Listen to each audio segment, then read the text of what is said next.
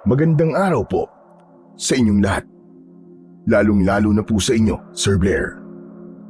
Totoong nakakaaliw ang mga kwentong napapakinggan sa inyong YouTube channel. Kaya kapag may bakante po akong oras, ay hindi ko pinapalagpas na hindi makinig ng mga kwentong inyong binabahagi sa libo-libo niyong subscriber.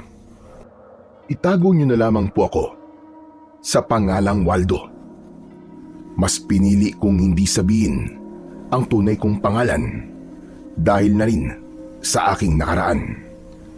Ang totoo kasi, hindi maganda ang dati kong buhay dahil mali ang pinili kong landas. Pero sa kabila nun, ay nagsikap akong itama yun at magbago. Ang totoo kasi, ay naging hired killer po ako. Sa ibang salita, ay tinatawag din na birador. Bagamat ang salitang ito ay may iba't ibang ibig sabihin, depende sa paggamit. Yun nga lang, ikinabit na ito sa akin sa paraang negatibo. Binabayaran ako ng mga taong may ibig ipatumba. Merong politiko, negosyante o asawang manluloko. Siyempre, ang kapalit noon ay pera. Sabi nga ng iba, ay halang ang aking kaluluwa dahil wala akong awa para gawin ang trabaho ko na itumba ang kahit na sino sa tamang presyo. Subalit ang mali kong gawain ay natuldukan din. Nasakote ako ng mga pulis at nakulong. Nasa kasibulan pa ako nun, kaya naman mahabang panahon din ang inilagi ko sa kulungan. Buong akala ko nga ay doon na ako mamamatay. Nawala ng pag-asa pang makalaya dahil sa laki ng aking kasalanan. Pero lagi may himala. Pagkalipas ng halos 20 taon na pananatili ko sa kulungan, ay pinaboran ako ng magandang kapalaran. Dumating din ang pagkakataon na ako'y nakalaya. Binigyan ako ng parol. Naging mabait kasi ako sa kulungan at talagang pinagsisihan ko roon ang mga nagawa kong kasalanan. Sa paglabas ko ng kulungan, ay ipinangako ko sa sarili ko na magpapakatino na ako dahil isinumpa ko sa sarili ko na ayoko nang bumalik pa sa kulungan. Laking probinsya ko sa isang bayan sa Capiz. Napadpad lamang sa syudad at nagkaroon ng samut-saring karanasan. Kaya sa aking paglaya ay pinili kong bumalik sa Capiz upang doon makasama ang natitira kong mahal sa buhay. Sana nga lamang ay naroon pa siya. Dala ang perang naipon sa kulungan na galing sa kinita ko sa paggawa ng mga handicraft, ay puno ako ng pag-asa na magkakaroon ng magandang kapalaran sa aking pagbabalik sa Capiz. Totoong nakakapanibago habang naglalakbay ako sakay ng barko papauwi ng aming probinsya. Sa tagal ng panahong hindi ako nakauwi sa Capiz, ay hindi ko alam kung tamang lugar pa ba ang pupuntahan ko dahil sa dami ng mga ipinagbago roon. Pero alam kong makakabalik ako sa lugar na aking sinilangan. Kaya naman, nakahinga ako ng maluwag nang makababa na ako ng barko. Nagtanong-tanong pa ako kung paano at saan maaaring sumakay papunta sa lugar na aking destinasyon. Buo ang tiwala ko sa aking sarili na hindi ako maliligaw, kaya habang sakay ng isang tricycle ay pilit kong binabalikan sa isip ko ang bawat lugar na aking dinadaanan. Talagang marami nang nagbago at pakiramdam ko ay isa na akong estranghero sa lugar na kinalakihan ko. Inihinto ako ng tricycle sa barangay na aking sinabi. Bitbit ang isang bag ay bumaba ako ng tricycle at pilit na kinakapa sa isip ko ang daan patungo sa aking pupuntahan. Hanggang sa makarating ako sa isang bahay. Luma na yon at may mga pagbabago na, subalit ayon sa aking napagtanungan ay dun nakatira ang taong hanap ko. Walang tao ang bahay na pinuntahan ko, subalit bukas ang pinto, kaya naglakas loob akong pumasok. Agad kong nakita ang kadahupan sa loob ng bahay. Dahil sa pagiging payak nito na limitado ang mga kasangkapan, may nakatakip na pagkain sa mesa, malamig na kanin at pritong isda. Nakaramdam ako ng gutom, kaya nilantakan ko yon. Nang mabusog ako, ay nakaramdam ako ng antok. Umupo ako sa isang pahabang upuan at hindi ko na namalayan na hinila na ang aking mga mata upang matulog. Hindi ko alam kung anong oras na ba o minuto pa lang ang nakakalipas ng aking pagkakahimbing nang makaramdam ako ng tila matulis na bagay na dumikit sa aking tagiliran. Masakit yun, kaya nagising ako at ganun na lamang ang gulat nang makita ko ang isang matandang lalaki. Hawak ang matalas at matulis na itak na ang dulo nito ay nakadikit sa aking tagiliran. Walang hiya ka! Ang kapal ng mukha mo ah! Nagawa mo ng lantakan at ubusin ang tira kong pagkain sa mesa. Abay natulog ka pa rito sa loob ng pamamahay ko. Pero tama lang yun na busog ka bago pa kita patayin at pagputol-putulin ang katawan mo. Teka, sandali lang ho. Bakit niyo ako papatayin? Dahil basta ka na lamang pumasok dito sa loob ng bahay ko. Paano kung isa kang masamang tao? O kaya ay isa kang halimaw? Naku, hindi ho, nagkakamali ho kayo. Saka wala po akong gagawing masama sa inyo. Abay, paano ako nakatitiyak doon? Sino ka ba? At taga saan ka? Taga rito ho ako. Ulol! Anong taga rito sinasabi mo? Eh, hindi nga kita kilala. Tapos sasabihin mo taga rito ka. Naihibang ka na ba? Hindi niyo ho ba ako nakikilala? Pero kayo, kahit pumuti na po lahat ng buhok niyo, kilalang kilala ko ho kayo. Ba't? Sino ka ba ha? Saka wag mo kong pinaglololokod na buho ka. Sasabayin ka talaga sa akin. Iahataw ko sa itong matalas kong itak. Lolo naman eh. Ako ho ito. Ang apo nyo, si Waldo. Ano ka mo? Waldo? Ikaw na nga ba yan? Oho, Lolo Nestor. Ako ho ito, ang apo nyo. Abay, hinayupak ka, bata ka. Buhay ka pa pala. Akala ko'y matagal ka nang nakabaon sa lupa. Grabe ka naman, Lolo. Ba't ganyan naman kayo sa akin?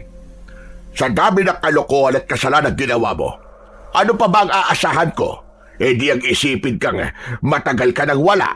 Aba, ilang dekada na yata. Lo, marami pong nangyari sa akin.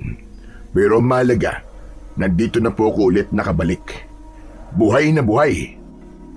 Kung sa bagay, hindi ako magtataka kung buhay ka pa. Sabi nga nila, ang masamang damo, matagal mamatay. Tama ka dyan, Lo. Pinayagan pa talaga ng nasa taas na mabuhay pa ako. Dahil alam ko na meron pa akong misyon. At para itama na rin yung mga naging pagkakamali ko nun. Hindi talaga kita nakilala, Apo. Ang akala ko kung sinong haragan at bigla na lamang ng loob sa pamamahay ko. Makapal at mahaba kasi ang balbas at bigote ko, Lo. Kaya hindi nyo kagad ako nakilala. Pero kapag inahit ko to, tsak babalik ako sa gandang lalaki, makikita nyo. Nako! Ikaw dagang apo ko. Walang kaduda-duda.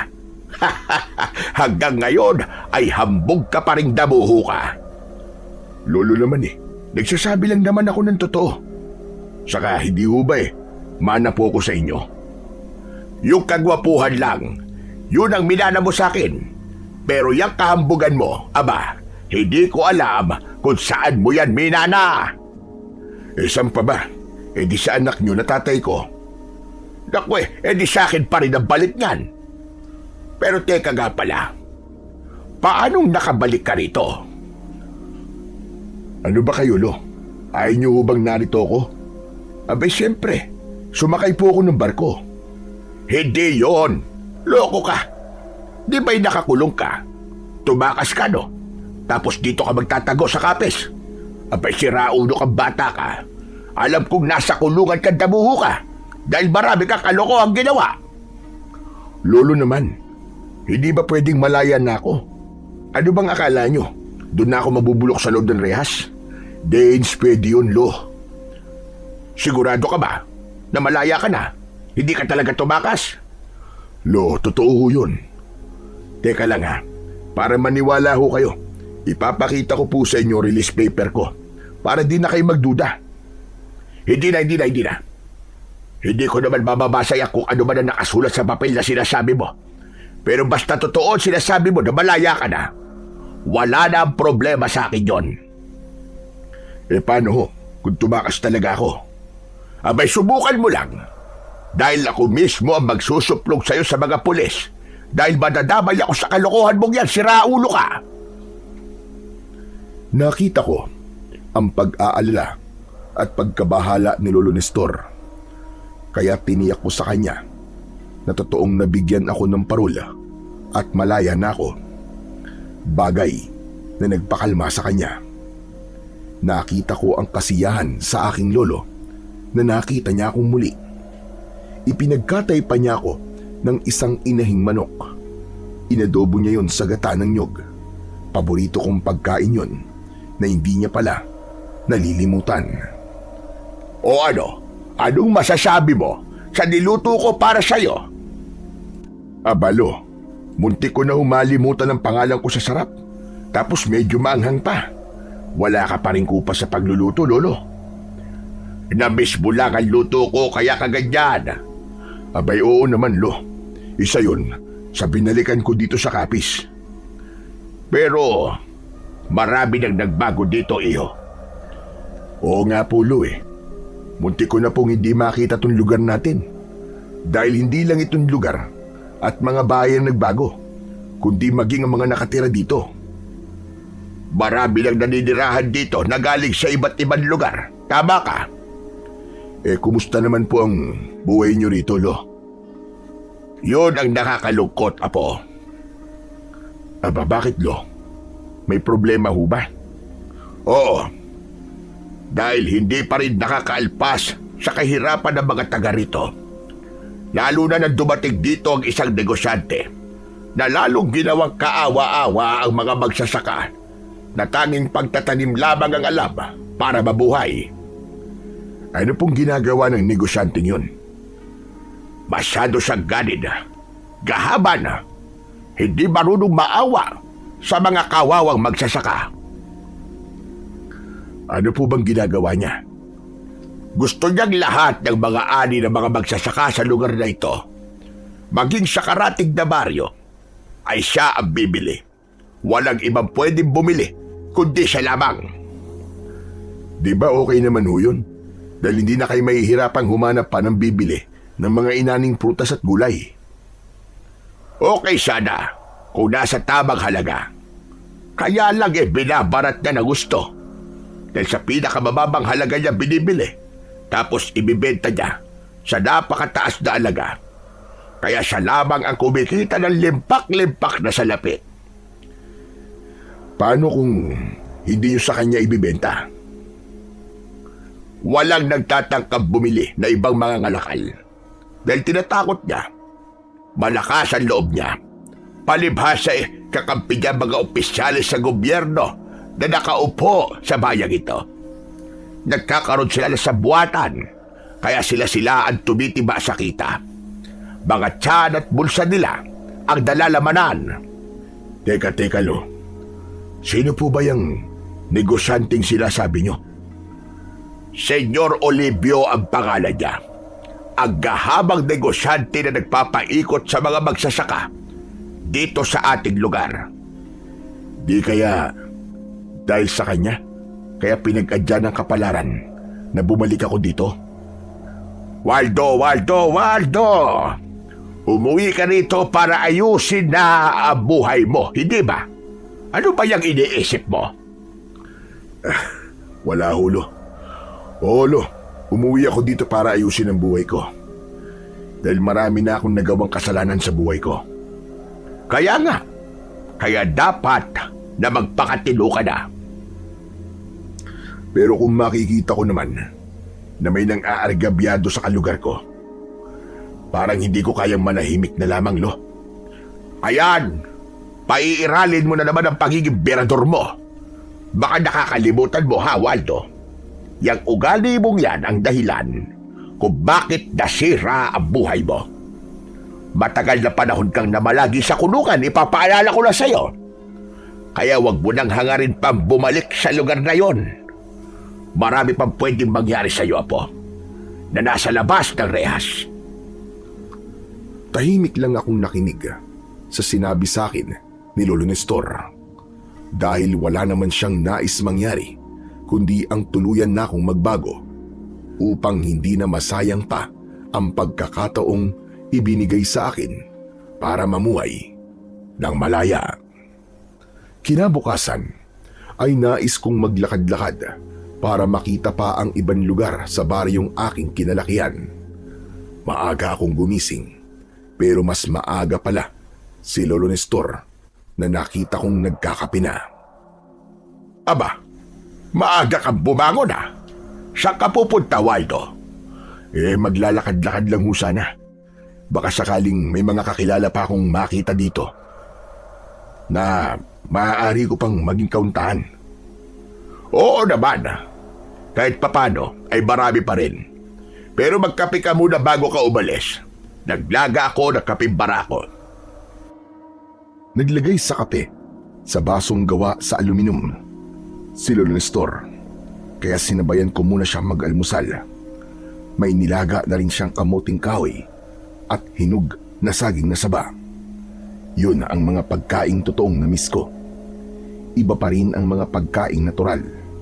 Pagkatapos kong mag-almusal, kasabay si Lolo Nestor, ay nagpaalam na ako sa kanya upang maglakad-lakad. Habang ako'y naglalakad, ay may nakasalubong akong isang babae na hindi ko mawari ang pagkakatitig sa akin. Mula ulo hanggang paa na pinagmasdan ako. Ewan ko ba kung kinikilala niya ako o natatakot sa akin. Kung natatakot siya, bakit hindi niya inaalis ang pagkakatingin at malamang tumakbo na ito o umiwas? Subalit hindi niya inaalis ang kanyang mga tingin. Nagkunwari akong baliwala sa akin ang kanyang mga titig. Kaya naman, nagpatuloy lang ako sa paglalakad at nilagpasan ko siya. Kaya lamang, di ko inaasahan ang kanyang ginawa. Mister, sandali. Bakit humanang?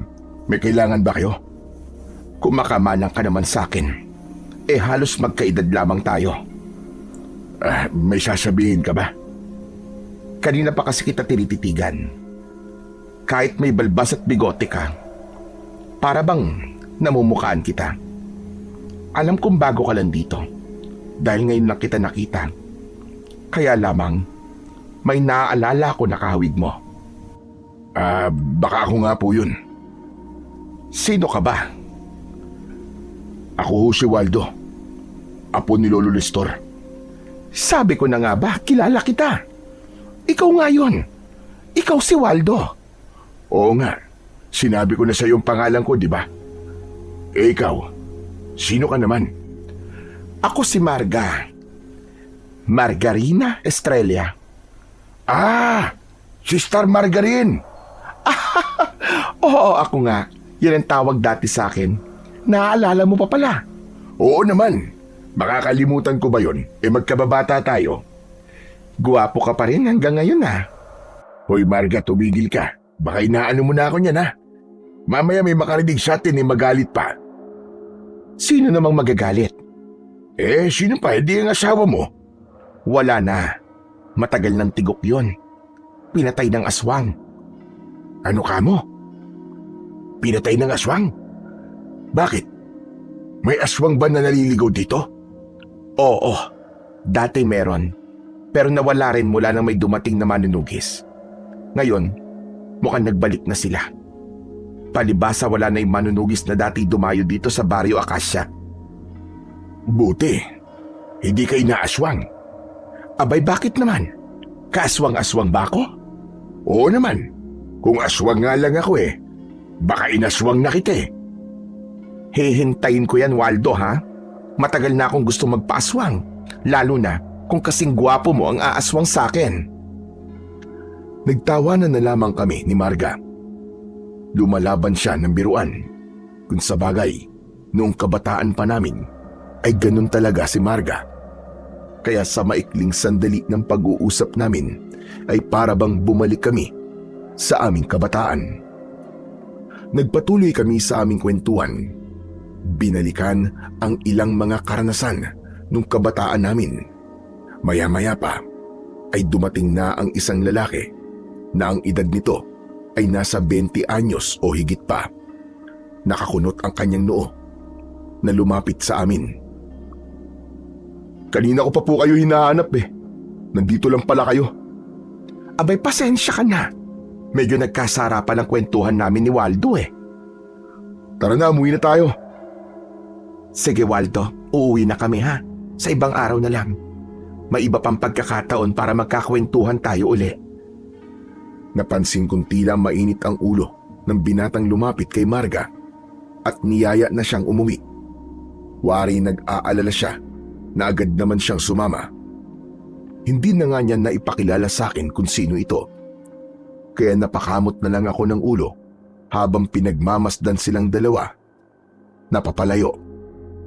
Sino kaya yon? Hindi man lang ako ipinakilala ni Margarine. Baka bagong jowa. Sabi kasi niya sa akin matagal nang tigok ang asawa niya. Nagselos siguro, kaya parang nagalit. Ay, bahala na nga sila sa buhay nila. Kaya naisip ko ng mga sandaling yon na tsak na magtatalo sina Marga at ang lalaking sumundo sa kanya pag uwi nila ng bahay. Subalit, sino nga ba ang lalaking yon? Akala ko kung saan na kayo nagpunta Yung pala kung sino lang ang kausap nyo. Makikipagkwentuhan lang naman ako. Sino ba ang lalaking yun? Mukhang di gagawa ng matino Parang galing sa kulungan. May mga tattoo sa katawan. Kulungan? Aba, oo nga no, teka lang. Baka nga kakalaya niya lang. Ibig sabihin, galing nga yun sa kulungan. Abay, malamang. Tapos nakikipagkwentuhan kayo sa kanya. Ano ka ba naman, Oweng? Mabait si Waldo. Mabait? Sabi niyo nga posibleng galing sa bilibid yun, di ba? Anak, hindi lahat ng nakukulong ay masamang tao. Hindi porket nakulong ang isang tao ay may kasalanan na. Pero Nay, sa itsura ng lalaking yun, mukhang di gagawa ng matino yun. Hay nako, ikaw talaga, Oweng. Hinuhusgahan mo kagad yung tao. Yung kasing nararamdaman ko, Nay. Sa unang kita ko pa lang sa lalaking yun, parang may kakaiba na sa kanya. Pero ako, masaya ko na nakita ko siya uli. Ayos lang ba kayo, Nay? Ano masaya sa sinasabi nyo? Masaya kayo na nakita nyo uli ang isang taong gaya niya na mukhang mamamatay tao? Anak, bata pa ako ay kakilala ko na si Waldo. Marami kaming pinagsamahan nung kabataan namin. Kaya natutuwa ko nagbalik siya dito sa Capiz. Isa pa, dito ipinanganak ang taong yon. Basta, ibang nararamdaman ko sa taong yon. Kaya mas mainam kung iiwasan niyo siya, Nay. Baka mamaya niyan may dala pa siyang kamalasan Anak, maling mag-isip ka ng hindi maganda sa kapwa mo, ha? Sinasabi ko lang naman na yung nararamdaman ko At wala kayong magagawa kung para sa akin ay dapat iwasan ng taong kagaya niya. Nakauwi na ako sa bahay ni Lolo. Dala ang kasiyahan.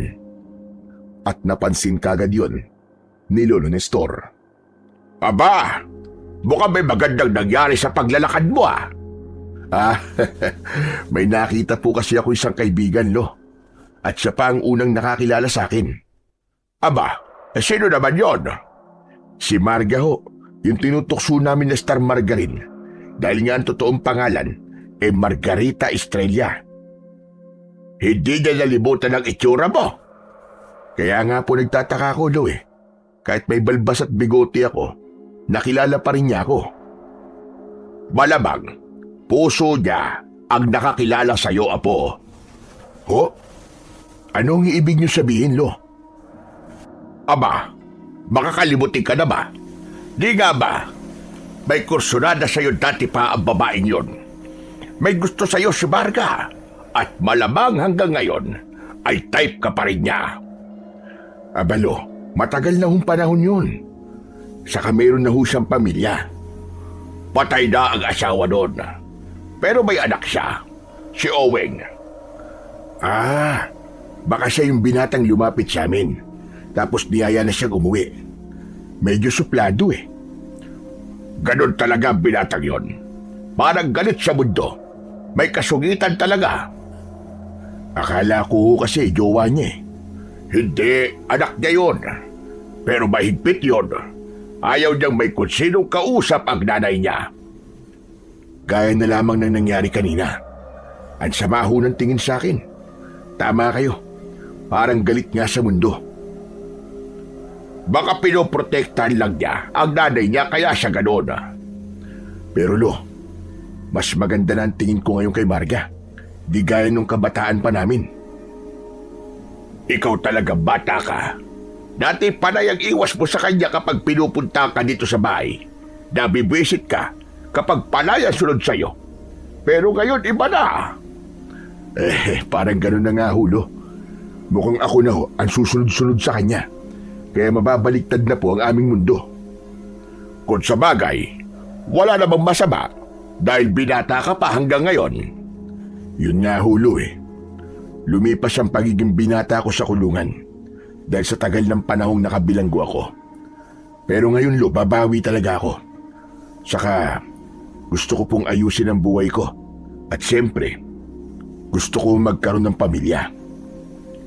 Kung kursunada mo si Marga, mukhang mahihirapan ka dahil nga maigpit ang anak niya. Abay tsak na makikialam yun. Di tignan natin, Lo. Walang sinusukuan si Waldo. Alam na alam niyo po yan, Lo. Kapag ginusto ni Waldo, kailangan makuha ni Waldo. Totoo ang sinabi kong yun kay Lolo Nestor. Interesado talaga ako kay Marga. Sa palagay ko naman, ay hindi ako mahihirapan, lalo na't dati na kaming magkakilala. Siya ang gusto kong makasama para sa aking pagbabagong buhay at pagbuo ng pangarap kong pamilya. Kung ang anak niyang si Oweng ang magiging hadlang, magagawan ko yun ng paraan. Kinagabihan, maaga akong natulog. Wala kasing ibang mapaglibangan sa bahay ni Lolo Nestor. Palibasa, wala ring kuryente, kaya nagtitiis lang kami sa liwanag mula sa gaserang digaas. Magkalayo ang tinutulugan namin ng lolo ko. Pero malapit ako sa bintana. Malalim na ang gabi. Sa palagay ko'y lagpas hating gabi na nun nang magising ako. Marami kasi akong nakain at nainom, kaya nakaramdam ako ng paninubig. Hindi pa ako nakakabangon mula sa aking pagkakahiga nang may maramdaman akong tila nagtatakbuhan sa labas ng bahay. Sinulyapan ko si Lolo Nestor. Tulog na tulog ang matanda na naghihilik pa. Nakakatuwa pa ang tunog ng kanyang hilik na para bang tunog ng whistle bomb na paputok. Napangiti ako dahil sa kakaiba niyang hilik. Subalit lumakas pa ang ingay mula sa labas na wari nagtatakbuhan. Tumayo ako at bahagyang binuksan ang bintana. May naaninag akong nagtatakbuhan na sa pakiwari ko'y hindi naman yun mga alagang hayop ni Lolo Nestor. Gusto kong lalo pang makita ang mga nilalang na nasa labas. Akmang bubuksan ko na ng mas malaki ang nakasarang bintana nang marinig ko ang boses ni Lolo Nestor. Pinagbawalan ako. Huwag, Waldo. Hayaan mo lang na nakasara ang bintana. Nagising din po pala kayo, Lolo. Maigi na lamang at nagising ako, kundi baka nabuksan mo na ang bintana. Gusto ko po kasi makita yung lumilika ng ingay dun sa labas. Huwag mo nang hangarin pag makita ba ngayon. Baka kung paano ka lang. Bakit, Lolo? Ano ba mga yun? Mga kakaibang hayop na alaga ng aswang. Ano? Alaga ng aswang? Kung ganun pala totoong may aswang dito sa Baryo Akasya. Tama ka. Gaya ng nabanggit ko na sa'yo. Hinahayaan yung pakalat-kalat at gumagala mga alaga ng aswang, no? Dahil delikado kung pakikailaman sila. Malalagay sa panganib ang buhay ng sino mang makikailam. Ang mga alaga ng aswang at siya ring tagabantay. Tagabantay ho? Ng ano ho? Ng mga taga rito sa baryo para hindi ito mapasok ng iba pang uri ng maaaring puminsala sa mga taga rito. Ibig niyon sabihin, hindi lang isang uri ng aswang ang nakapasok sa bayang ito? Ganun na nga. At ang mga aswang na yon ay nakakahalubilo ng mga tao kung araw. Hindi ba't nasabi ko na sa iyo tungkol sa negosyanteng bumibili ng mga ani ng mga magsasaka? Si Senyor Olivio. Ano ho ang tungkol sa kanya? Isa siyang aswang. At hindi pangkaraniwang aswang, kundi makapagyariang aswang na malakas sa mga politikong nanunungkulan dito sa bayan na nasasakupan ng kapis. Anong ibig niyong sabihin, Lo? Busog ang mga politiko dahil kay Senyor Olivio. Kaya hindi nila ito magawang pakialaman. Nagiging sunod-sunuran sila sa anumang gusto ni Senyor. Pero nagiging kawawa naman ay ang mga mahihirap na magsasaka. Ganun na nga po. Mga magsasaka ang nagpapakahirap para magbungkal ng lupa at magtanim. Pagdating ng anihan, si Senyor ang nakikinabang ng limpak-limpak dahil nabibili niya ng mura ang mga ani ng mga magsasaka at naibibenta niya sa syudad ng higit sa doble ang halaga. Kaya siya ang tiba-tiba at kumikita ng malaki. At walang magawa ang mga politiko dahil nakikinabang din sila. Hindi lang yon. Takot din sila sa pagiging aswang ni Senyor. May hukbo ng mga aswang na inaalagaan ang mayamang negosyante. Kaya hawak din niya sa leeg ang mga politiko. Umaasta palang parang Panginoon ng Senyor Olivio na yun dito. Ang sama niya. Nuknukan ang sama po. At yun ang matagal ng problema ng mga taga rito. Lo, kaya siguro pinag-adya na makabalik ako dito. Dahil may problema akong kailangang ayusin. Apo, huwag ka nang makialam. Lo, mula ho nang nakalaya ko, wala na akong dapat kinatatakutan. Isa pa, ayoko nang merong inaargabyado. Hindi mo kilala kung gaano ka-impluensya si Senyor Olivio. Kahit na, Lo, kung walang tatayo para humarap sa kanya, hindi matatapos ang kanyang ginagawang pananamantala. Mananatiling parang alipin niya ang lahat ng mga taga rito at palalaganapin ang pagiging laing aswang sa baryong ito. Yan din ang nakikita ko, Apo. Kaya nga, Lo, hindi tayo dapat pumayag. Ang lahing aswang ang dapat nalipulin at hindi ang gaya natin na matagal ng panahon na namumuhay ng tahimik sa lugar na ito. Habang nag-uusap kami ni Lolo Nestor, ay naramdaman ko na lamang na unti-unting nawala ang ingay at mga yabag ng naghahabulan sa labas. Tumahimik na, Lo. Mukhang umalis na mga alaga ng aswang. Ganun na nga. Ilang beses sa isang linggo ay gumagala sila. Ang sabi, pinapakawalan ng mga aswang ang kanilang alaga para magmanman at magbantay. Kahit ano pang dahilan, ay hindi pa rin tama na si Senyor Olivio ang masusunod. Hindi tayo dapat pumayag na maging sunod-sunuran lang sa kanya. Nakaramdam ako ng panggigigil sa aking mga nalaman.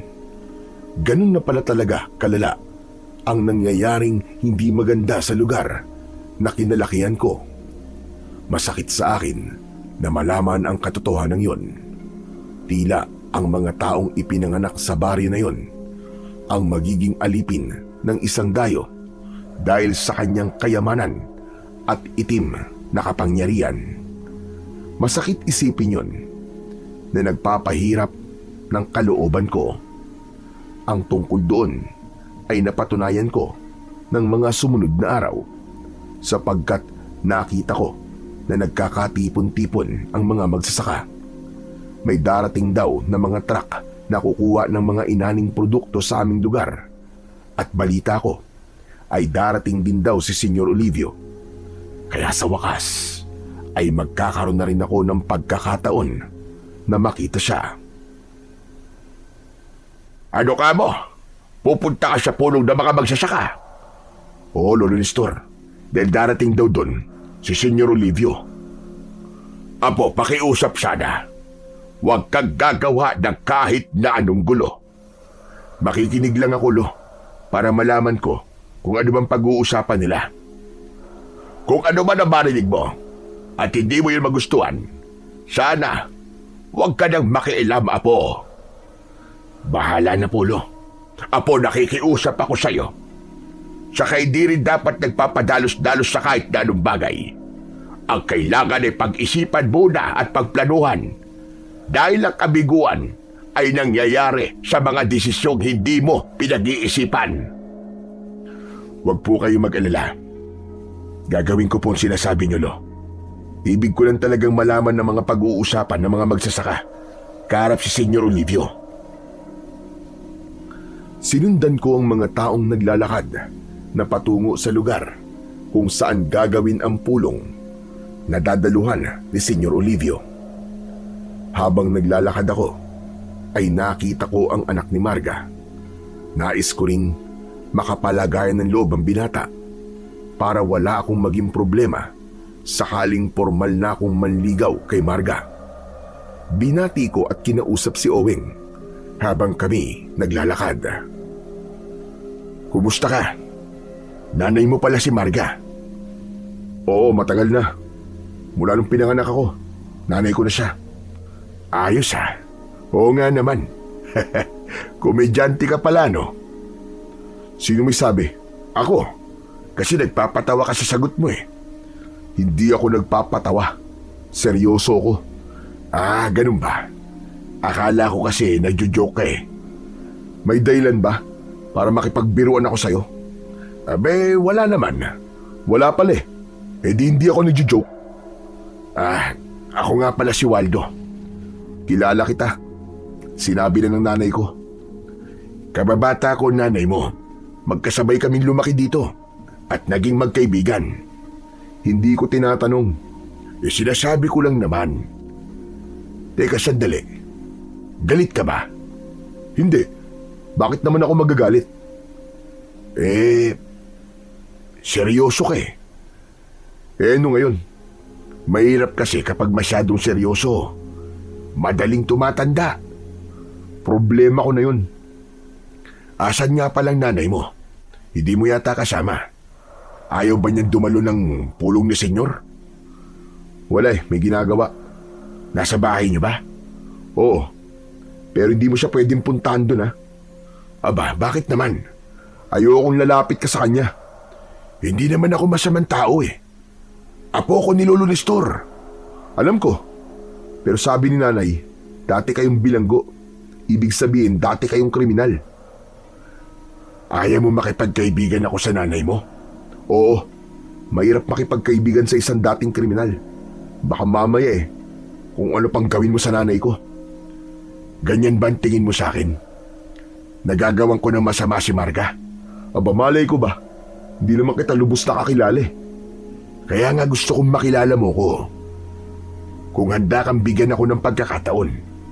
Hindi na. Sayang lang ang oras. Walang palya ang usapan at palitan namin ng paliwanag ni Owing. Hindi namin namalayan na naroon na pala kami sa lugar na pagdadausan ng pulong. Salamat sa pakikipag-usap mo sa akin, Owing ha. Ikumusta mo na lang ako sa nanay mo.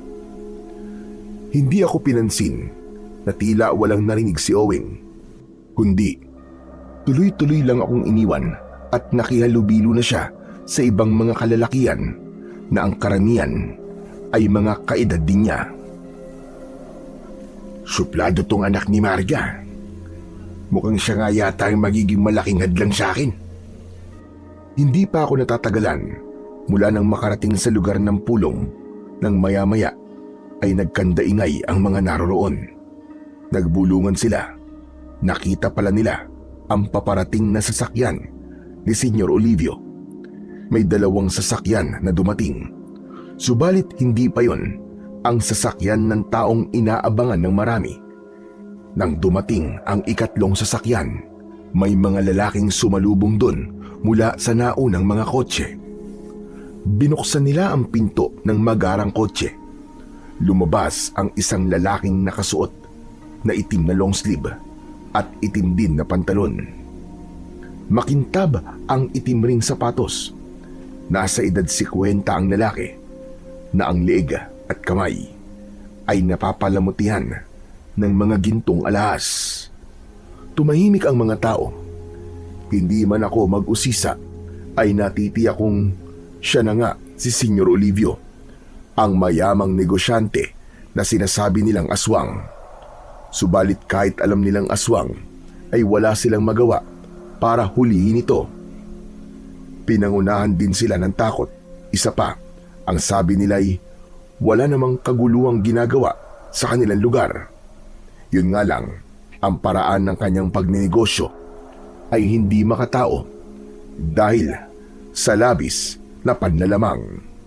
Nagsimulang magsalita si Senyor Olivio. Nakikinig ang mga taong naroon na tila may kaba sa anumang sasabihin ng mayamang negosyante.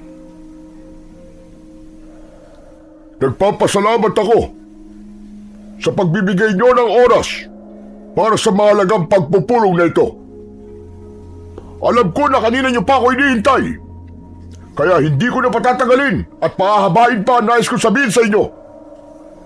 Tungkol ito sa mga ani niyo na aking binibili. Ang totoo ay nagkakaroon ng problema sa pagbibenta ng mga produktong binibili ko sa inyo. Hindi ko na naibenta yun sa dating halaga dahil sa pagdagsari ng imported na mas tinatangkilit ng mas marami dahil mas mura. Kaya kailangang mabili ko ng mas mababa pa ang ani ninyong mga prutas at gulay. Kung mas bababaan pa po ninyo, paano pa po kami mabubuhay? Parang gusto niyo yatang hingin na lamang sa amin ang mga ani namin ah.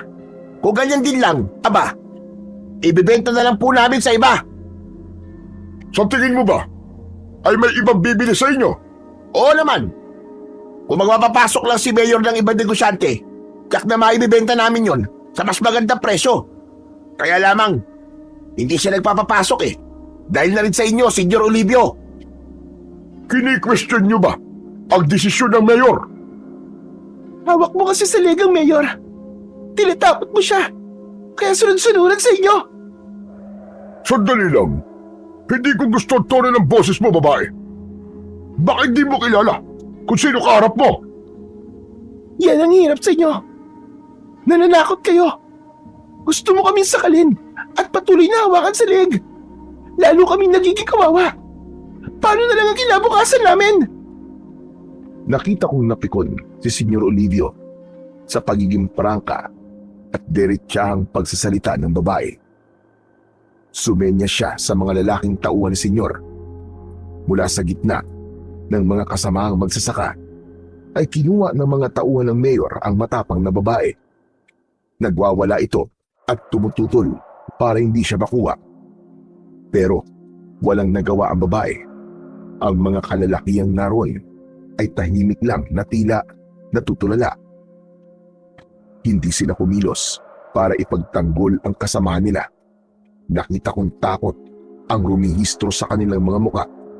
Marahil ayaw nilang mangyari din sa kanila ang ginawang pagkuha sa matapang na babae. Kaya naman, mas pinili na lang nila ang manahimik. Sige na, umalis na kayo lahat.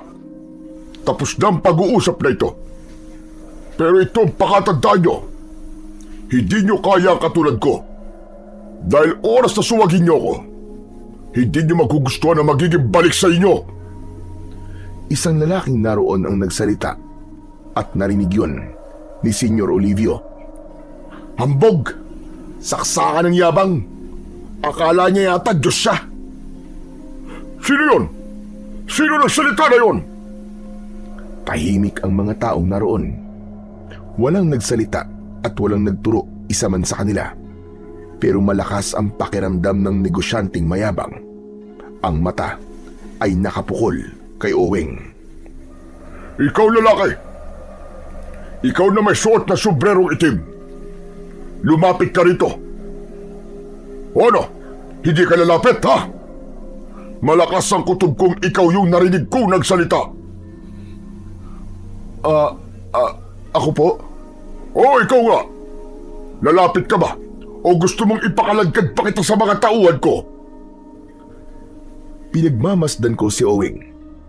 Buo ang loob na lumapit kay Senyor Olivio. Ang lakas din naman ng loob mong kalabanin ako. Gusto mo ba subukan kung paano ako magalit, ha? Alam kong pinagdidiskitahan na ni Senyor Olivio si Owing. Hindi ko na napigilan ang sarili ko, kaya lumapit na ako. Senyor, sandali lang. Mawalang galang na po sa inyo.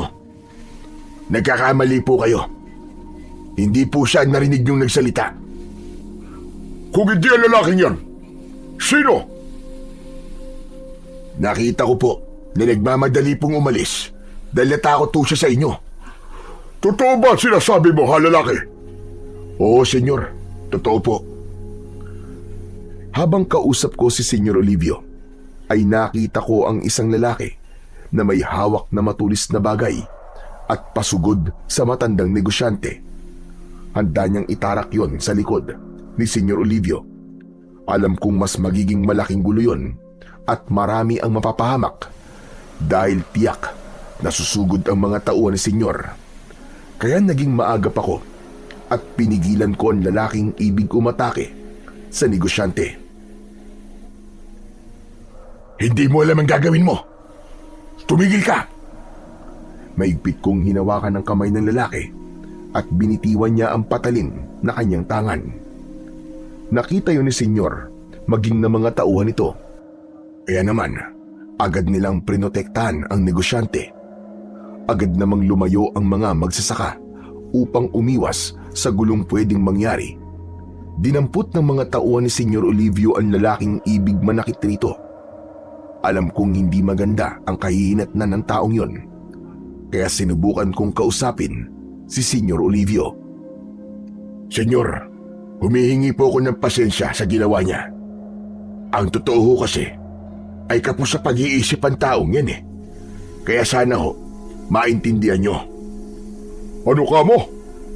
May sira siya sa ulo? Oo, senyor. Kaya nga po hindi niya alam ang ginagawa niya. Abay ko nasa tamang pag-iisip siya, tsak na hindi niya gagawin ang kalabanin ka at pagtangkaan pa ang buhay mo. Sino ba naman ho kami kumpara sa isang makapangyarihang katulad ninyo? Kaya ho, senyor, patawarin niyo na ho siya. Hayaan niyo. Iuuwi na lamang po namin siya upang ipagamot. Tila naintindihan naman ng lalaking sumugod kay senyor ang aking ibig mangyari. Kaya bigla itong tumawa na malakas. Napansin kong nagkunwari nga itong nasisiraan ng ulo. Anak ng putya! May topak nga pala talaga yan. O sige lalaki, payag ako sa ibig mo mangyari. Naiintindihan kita. Magiging parang siraulo rin ako kung papatulan ko ang kalokohan niya. Mga bata, sige, pabayaan yan. Binitiwan ng mga tauhan ni senyor ang lalaki at agad akong lumapit sa kanya at may ibinulong. Sinabi ko na umalis na sila kasama ang iba pa at ako na ang bahala. Ginawa ko yon para sa kaligtasan niya at wala nang iba pang madamay. Sumunod naman siya sa akin sinabi. Narinig ko na tinawag ako ni Senyor. May pagtataka na lumapit ako sa kanya. Anong pangalan mo, lalaki? Waldo ho, Senyor. Matapang ka. At mukhang mapapakinabangan kita. Ano ho, Senyor? Kailangan ko katulad mo. Po? Ano pong ibig niyong sabihin, Senyor? Nais kong maglingkod ka sa akin, Waldo. Maging isa ka sa mga tauhan ko. Sigurado ho ba kayo, Senyor? Oo naman. Dahil nararamdaman kong maasa kita. Kaya wag mo sana akong biguin. Dahil maraming nagkakandara pa para maging tauhan ko. Maswerte ka na ikaw ay napili ko. Dahil na rin sa ipinamalas mong malasakit sa akin. Saglit akong napaisip. Alam kong hindi magiging madali ang maging tauhan ng katulad ni Senyor Olivio. Lalo na't kinamumuhian siya ng mga magsasaka. Dahil sa mga ginagawa nitong pagmamalabis sa kanila. Kaya nagdadalawang isip ako. Pero may pumasok sa isip ko na alam kong makakatulong sa akin para gawin ang aking plano. Kaya sa pagkakataon din yon ay nagdesisyon ako. Sige ho, Senyor. Pumapayag po ako. Magaling! Tama ang desisyon mo, Waldo. Isang malaking karangalan na pagsilbihan mo ang isang katulad ko. Talaga nga palang saksakan ng yabang ang taong ito. Iniisip niya na walang sino mang maaaring bumangga sa kanya. Kaya lalong lumalaki ang ulo at kinatatakutan dahil walang kumakalaban. Sinenyasan ni Senyor ang isa sa kanyang mga tauhan. Kaya may kinuha sa kanyang bulsa at iniabot sa akin. Nariyan sa card na yan ang lugar kung saan ako nakatira. Ipakita mo lang yan sa gate ng aking mansyon para makapasok ka kapag nagpunta ka doon. Salamat ho, Senyor. Maraming salamat ho. Muli ay sumenya sa kanyang mga tauhan ang mayamang negosyante para sabihin na aalis na sila. Binuksan na ng isa sa kanyang tauhan ang pintuan ng isang sasakyan at iniskortehan na ito para pumasok sa loob. Saglit pa ay magkakasunod ng umalis ang tatlong itim na kotse. Saka isa-isa na ring nag-alisan ang mga magsasaka na kanina ay nagkakatipon. Kanya-kanya at samot-sari ang kanilang sinasabi at reaksyon. Lahat sa kanila ay hindi maganda at puro negatibo ang sinasabi tungkol kay Senyor Olivio. Isa nga sa kinatatakutan ng mga magsasaka ay ang pagkakaroon nito ng lahing aswang. Bagamat walang anumang panggugulo na ginagawa sa baryo ang mga aswang, ay hindi pa rin maaalis sa kanila ang mabahala. Subalit maaaring gawin yon ng senyor sa pamamagitan ng kanyang utos sa mga kalahing aswang na sinasabing naninirahan din malapit lang sa baryo. Kapag nangyari yon, tiyak magugulo ang buong baryo at maraming mapapahamak. Kaya nga mas pinipili nilang manahimik na lamang at sundin ang ibig ng senyor kahit pa nagre-rebelde ang kanilang mga kalooban. Mas nais nila ang katahimikan sa halip na ang kaguluhang maaaring maging resulta ng galit ng mayamang negosyante. Yun nga lang, nananatili silang tila alipin at sunod-sunuran. Naglakad na rin ako pabalik sa bahay ni Lolo Nestor. Minsan pa ay nakasabay ko si Owing. Napatingin ako sa kanya. Hindi ko napigilan ang sarili kong tanungin ang binata dahil yun sa ginawa niya kanina. Bakit mo ginawa yun, Owing? Mabuti na lamang at naniwala sa akin si Senyor. Sobra na kasi siya. Maigi na lamang Nagawan ko yun ng paraan at nakinig siya sa sinabi ko. Kundi, baka kung ano na ang ginawa niya sa'yo. Nakita mo naman siguro na may mga tauhan siya. Isang utos lang niya, Jack, may masamang mangyayari sa'yo. Hindi ko lang napigilan ang sarili ko eh. Pero dahil sa ginawa mo, iniisip mo na magpapasalamat ako sa'yo.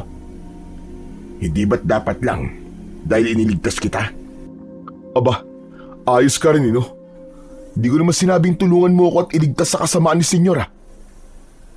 Bakit? Mahirap bang magpasalamat, Oweng? Hindi, pero ayoko eh. Ano ba magagawa mo? Mukhang wala kang ibinibigay sa nanay mo, kundi ang problema. Huwag mong idamay sa usapan ng nanay ko. Saka pwede ba? Huwag kang makialam sa buhay namin ng nanay ko. Bakit ba ganyan ka, Oweng? Hindi mo ako kaaway. Masyadong mainit ang dugo mo sa akin ah. Ayoko lang na lumalapit ka sa akin, lalo na sa nanay ko. Kaya kung ano mang plano mo sa nanay ko, binabalaan kita, wag mo nang ituloy. Dahil hindi ko hahayaang mangyari kung ano man yun. Napailing na lang ako. Hindi ko pa rin lubos maisip kung bakit ganun ang inis sa akin ni Oweng. Inisip ko na hindi yata naging maganda sa kanya yung unang pagkakataon na nakita niya kami ni Marga na magkausap.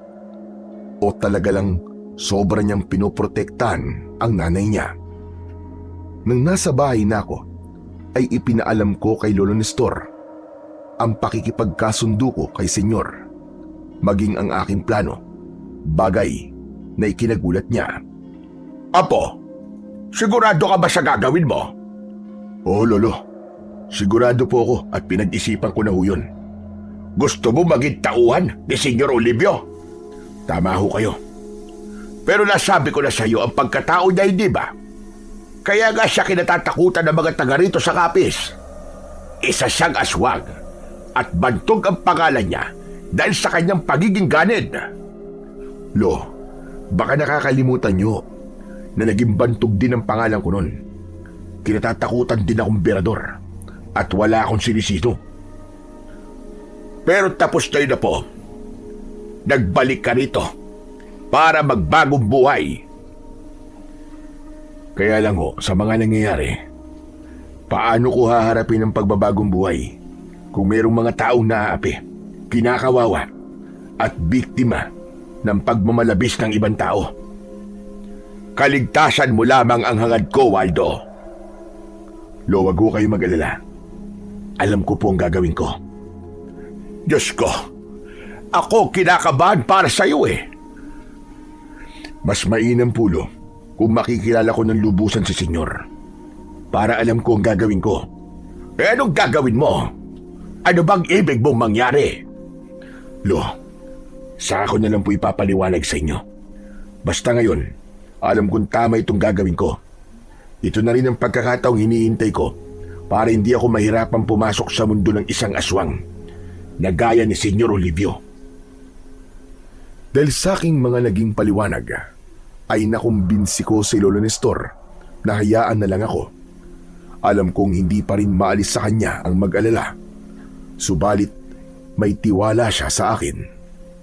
Samantala, sa bahay naman ni Marga, alam kong nakibalita siya kay Oweng tungkol sa akin dahil batid niyang kasama ako sa mga dumalo ng pulong. Nagkausap ba kayo ni Waldo, anak? Ang balita ko tinulungan ka raw ni Waldo. Umepal lang siya, Nay. Kaya ganun. Anong epal na sinasabi mo? Mapapil, galing-galingan, nagpapabida. Ganun naman talaga si Waldo eh. Hindi siya ganun, anak. Alam kong bukal sa puso ang ginawa niyang pagtulong sa'yo. Ang sabihin niyo, nagpapasikat, mayabang. Anak, hindi ba sa halip na sabihin mo yan mas mainam kung magpasalamat ka sa kanya? Teka, ginawa mo ba yun? Nagpasalamat ka ba sa kanya? Hindi. Ba't ko naman gagawin yun? Wala naman akong hininging tulong sa kanya. Oweng, anak, ano ka ba naman? Ginawan ka ng kabutihan ng tao, tapos kahit simpleng pasasalamat, hindi mo nasabi sa kanya. Ayoko nga. Bakit ba mapilit kayo? Saka bakit ganyan na lang kung ipagtanggol niyo ang Waldo na yun, ha? Gusto ko lang na maging malapit kayo. Dahil nga kaibigan ko siya. Yun lang ba talaga ang dahilan? O dahil gusto niyo rin siya? Anak, wala naman sigurong masama, hindi ba? Sinasabi ko na nga, be. Naisayang lang. Huwag naman ho si Waldo. Anak, mga bata pa kami, may damdamin na ako sa kanya. Hanggang ngayon, na nandito pa rin yon. Kaya masisisi mo ba ako? Dati siyang kriminal, Nay. Naging latak ng lipunan. Ano na lang po sasabihin ng mga kakilala natin? Saka alam niyo ba, ang isa pang ginawa niya na nakakahiya. Pumayag siya para maging tauhan ni Senyor Olivio. Ano ka mo? Ginawa niya yon? Oo. Kaya ibig lang sabihin, magpapaalipin siya sa masamang gaya ni Senyor. Kaya hindi tayo magtataka sa mga susunod na araw na baka pagmalupitan na rin niya tayo dahil ang katapatan niya ay nakay Senyor na. May dahilan naman siguro kung bakit pumayag siya na maging tauhan ni Senyor. Oo naman, may dahilan siyempre. Yun ay ang magkaroon din siya ng kapangyarihan dahil nga alam niyang maimpluwensya si Senyor. At kahit ang mga tauhan niya ay kinatatakutan, di ba? Ibig sabihin, ambisyoso si Waldo. Kaya paano magiging bagay siya sa inyo? Sige nga. Ang tungkol sa pagkontra ni Owing ay hindi na itinago pa sa akin ni Marga nang minsang magkausap kami. Dahil nakikita at nararamdaman ko ring wala siyang ibang mapagsabihan ng tungkol doon. Hindi ko talaga siya maintindihan, Waldo. Siguro, hayaan mo muna siya. Hayaan? Sa pakikialam? Para pangunahan ako sa gusto ko, ganun ba? Anak mo siya, Marga. Siyempre, ang gusto lang niya ay yung makakabuti para sa'yo. Hindi lang niya ako kayang intindihin. Ibig bang sabihin yan eh? May pag-asa ako sa'yo? Oo naman, Waldo. Hindi na tayo mga bata, Waldo. Isa pa, maliliit pa tayo ay magkakilala na tayo.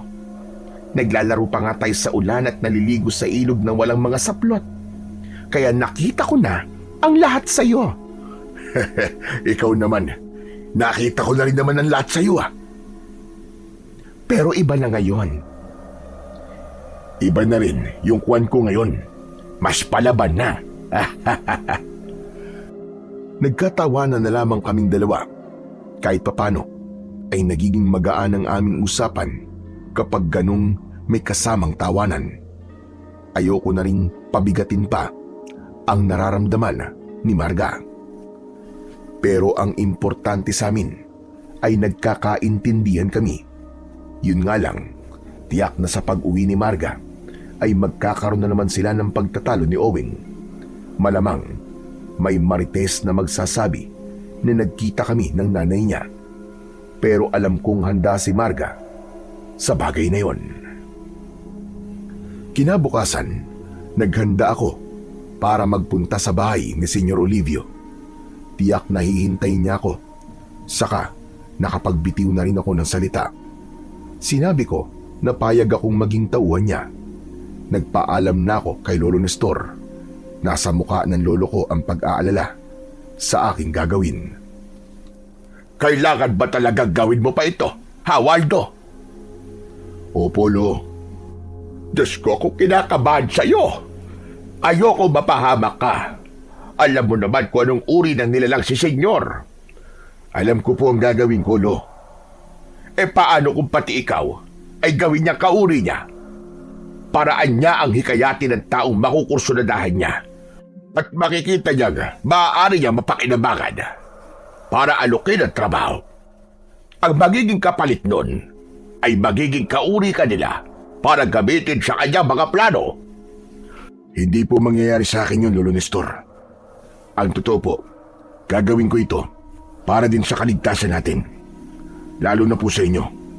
Kapag maglilingkod ako sa kanya, hindi niya kayo mapapakialaman. Kung sa bagay, may punto ka dyan. Kikilalanin ko ho ng gusto si Senyor. Dahil ako mismo ang tatapos sa kanya. Yan ba ang plano mo, Apo? Oo, Lolo. At sa inyo ko lang yung sinabi. Aalamin ko kung ano ba ang kahinaan ng isang aswang na kagaya niya. Mabuti ang iyong plano. Pero hindi pa rin maaalis sa akin ang mag-alala. Dahil mas lalong magiging mapanganib para sa iyo kapag nalaman niya ang tunay mong pakay. Malamang, ayun na rin ang magiging katapusan mo. Magiging mas maingat ako, Lolo. Marami na akong pinagdaanan kung sino-sino na ang mga taong halangang bituka ang naitumba ko. Pero iba pa rin ang isang kagaya ni Senyor. May ikinukubli pa rin siyang kahinaan, Lolo. At yun ang kailangan kong malaman. Bago ka umalis, may ibibigay ako sa iyo, Apo. Ano ho yun, Lolo? Umakyat ng bahay si Lolo Nestor at nang bumalik siya ay may dala siyang pulseras na yari sa makapal na telang itim. May palawit din ng pulseras na tila maliit na buto ng halaman. Kunin mo ito, Apo. Isuot mo sa iyong braso. Arasan po ito, Lo. Baka tutulog yan para sa kaligtasan mo. Matagal ko nang iniingatan yan. Bigayan ng isang kaibigan na tumuloy dito sa bahay ko noong mga panahong wala ka. Isang kaibigan na marami ng pinagdaanan sa buhay. Ibinigay niya sa akin yan bilang ganti sa ginawa kong pagtulong at pagkupkup sa kanya. Natagpuan ko kasi sa sugatan sa aking taniman. Ang kwento niya sa akin ay inatake siya ng isang aswang korkor. Isang malakas na aswang na hindi basta nagagapi. Yun daw ang nakalaban niya, pero nagawa niyang patayin. Kaya lamang, nalagay din sa panganib ang buhay niya. Maigi na lamang, at natagpuan ko siya at nailigtas. Kung ganun, Lo, nasaan ho siya? Hindi ko na alam, pero sabi niya, pagod na rin siya sa pagiging isang sentensyador ng mga aswang. Ano ho? Sentensyador ng mga aswang? Yun ang tawag niya sa kanyang tungkulin kontra aswang. Gusto na rin niyang magpahinga at gusto na rin niyang manahimik. Kaya iniwan niya yan sa akin. Ibig niyo ho bang sabihin maaaring merong kakaiba sa telang pulseras na ito? Hindi ko rin alam. Basta sabi niya, nag-iwan niya sa akin yan. Baka tutulog daw ito sa anumang panganib, lalo na sa tamang pagkabit at pagkakataon. Dahil matanda na ako, kaya sa iyo ko na lang yan ipagkakatiwala, Apo. Sige, Lolo. Ako na ho ang bahala rito. Sana nga ho ay may maitulong to sa akin. Nang makarating ako sa mansyon ni Senyor Olivio, ay agad akong pinapasok ng bantay sa gate nang ipinakita ko ang card na ibinigay sa akin. Magara at makikita ang kasaganahan sa loob ng mansyon ni Senyor. Naisip ko na galing marahil sa panlalamang at pagiging ganid ang lahat ng kayamanang nasa loob ng mansyon. Malaki ang pagkakangiti sa akin ni Senyor Olivio nang makita niya ako. Nagagalak akong nandito ka na, Waldo. Ako man, Senyor. Nakapangako ho ko sa inyo, kaya tinupad ko lang. Magaling. Ganyan ang gusto ko sa aking magiging tauhan. May isang salita at maaasahan. Dahil meron ho akong paninindigan. Napansin ko mga tattoo mo sa katawan. Galing ka ba sa loob? Oo, Senyor. Buong akala ko ay madidismaya si Senyor sa aking inamin. Pero isang malakas na halakhak ang kanyang pinakawalan. At ikinagulat ko yun. Bakit to, Senyor? May nakakatawa po ba sa sinabi ko? Wala. Masaya ako dahil hindi ako nagkamali sa pagpili sa'yo. Tama nga ang kutob ko. Bukod sa maaasahan ka, ay alam ko na isa ko ang damdamin mo. Malamang, marami ka nang itinumba. Kahit hindi mo nasagutin yon, ramdam ko na tama ako. Kaya madali mong nakuha ang loob ko. Dahil sa mga sinabi ni Senyor, Tila naging kampante ang loob ko. Hindi rin ako makapaniwala sa kanyang sunod na ginawa. Isang kakaibang baril ang ibinigay niya sa akin. Noon lang ako nakahawak nun. Ang baril na yan ang gagamitin mo, Waldo. Saan po, senyor? May mga nilalang na nagpaplanong tapusin ako. Kaya yan ang armas na gagamitin mo para ipagtanggol ako kapag nagkagipitan. Alam kong kaya mong gawin yun. Minsan mo nang ipinakita sa akin ang pagliligtas mo ng pagtangkaan akong atakin ng isang lalaking baliw. Huwag ho kayo mag-alala, senyor. Gagawin ko po kung anong ipinag-uutos nyo. Tunay ngang nakuha ko na ang loob ni Senyor Olivio. Kaya malaya akong makakakilos. Ngunit wala siyang kamalay-malay na ang taong buong puso niyang tinanggap at pinagkatiwalaan ay siya palang lihim niyang kaaway na anumang oras ay maaaring tumapos sa kanya. Subalit alam kong hindi yun magiging madali. Kaya dapat kong pag-aralan ang lahat. Dahil sabi nga ng lolo ko, isang pagkakamali ko lang ay mangangahulugan yun ng aking kamatayan. Bagamat naglilingkod na ako bilang tauhan ni Senyor Olivio, ay nakakauwi pa rin ako ng bahay ni Lolo Nestor. Kaya nalaman ko ang tungkol sa pinaplano ni Owing dahil nagpunta sa bahay ni Lolo si Marga nang malamang umuwi ako ay may isinumbong siya sa akin.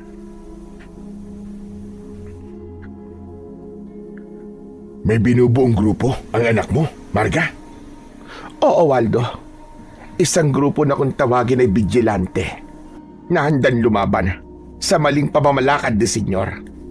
Hahadlangan nilang ginagawang panggigipit at di patas na patakaran sa pagbili ng mga ani ng mga magsasaka. At si Owing ang siyang mamumuno? Oo, Waldo, tama ka. Natatakot nga ako para sa anak ko, Waldo. Matapang siya, Marga. Hindi ko nga alam kung kanino nagmana. Kahit pagsabihan ko siya, ay hindi ako pinakikinggan. Ang inaalala ko ay kapag nakarating kay Senyor ang ginagawa niya, malamang ipadukot niya ang anak ko. Bakit mo sinasabi sa akin yan, Marga? Dahil alam kong matutulungan mo ko, Waldo. Pero nagtatrabaho ko kay Senyor. Natigilan si Marga. Nakita ko sa mukha niya ang pag-aalala nito. Oh, bakit natulala ka? Nagkamali yata ako. Hindi ko pala dapat sinabi sa'yo. Para ko na rin ipinahamak ang sarili kong anak. Hindi ka dapat matakot sa akin. Wala kang dapat ikabahala. Nagtatrabaho man ako kay Senyor, pero hindi ko hahayaang mapahamak ang anak mo at ipagkanulo siya. Nasa mga magsasaka ang puso ko, Marga. Hanggang kailan, Waldo? Hanggang kailan? Paano kung magbago ka? Yun ang hinding-hindi magbabago, Marga. Malabong mangyari yun. Kahit pa nagtatrabaho ko kay Senyor, hindi niya maaaring baguhin kung anong laman ng puso at isip ko. Sana nga'y totoong lahat ng sinabi mo, Waldo. Nagdududa ka ba sa akin, Marga? May isang salita ko at may panindigan. At maaari mo yung panghawakan. Nang makauwi si Marga, ay kinausap niya ang kanyang anak. Nagalit sa kanya si Owing dahil nga nabanggit sa akin ang binubuo niyang grupo. Kayo talaga na yo. Kahit kailan talaga hindi kayo nag-iisip eh. Anak, hindi ka laban si Waldo. Mali ka ng iniisip mo. Anong hindi?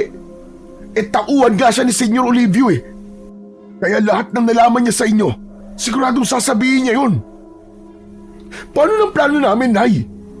Gusto niyo ba kami mapahamak? Hindi, anak. Si Waldo nga magiging protektor nyo. Yun ang sinabi niya sa akin. At naniwala naman kayo? Oo, anak. Dahil totoo ang sinabi niya. Alam kong mapagkakatiwalaan siya. Kaya na naman kayo, Nay. Sobra-sobra kayong bilib sa kriminal na yun eh. Bakit ka ba ganyan, anak? Sana, sinubukan mo munang kilalanin siya. Di na kailangan, Nay. Kilala ko na siya. Kaya nga ayaw kong maging malapit kayo sa kanya eh. Dahil alam ko ang plano niya sa inyo. Tapos kayo naman, para niyong ipinagsisiksikan ng sarili niyo sa kanya. Oweng, may dahilan yon. At wag mo na sanang pakialaman pa. Hayaan mo na lamang akong maging masaya. Sa palagay niyo ba, magiging masaya kayo sa isang katulad niya? Hindi mo talaga ako kayang maintindihan, anak. Sana ako rin, Nay. Subukan niyo ring intindihin kahit minsan. John, ay naghanda ako ni Senyor. Ayon sa kanya, may mga uri ng aswang na maaaring sumugod. Sila ang ibang uri ng aswang na matagal ng kalaban ng kanilang lahi. Nais niyang paghigantian at patayin ang mga yon. Kasama ang kanyang mga tauhan, ay naghanda kami.